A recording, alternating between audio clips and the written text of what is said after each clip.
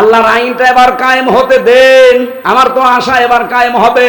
যারা আছেন তাদেরকে নিয়ে হবে, যদি না থাকেন আপনাকে বাদ দিয়ে আল্লাহর আইন এবার কায়েম হবে ইনশাআল্লাহ।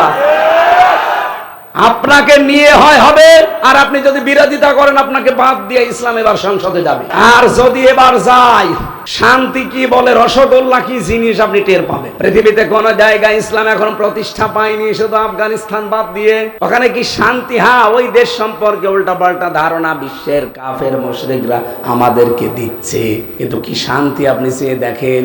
কিছু নিজ নিয়ে আমার ভেতরেও তাদের সম্পর্কে যদিও মতভেদ আছে যে এই বিষয়গুলো আরো স্যাক্রিফাইস করা দরকার, কিন্তু সেখানে আল্লাহর আইন 100 ভাগের 100 ভাগ আছে।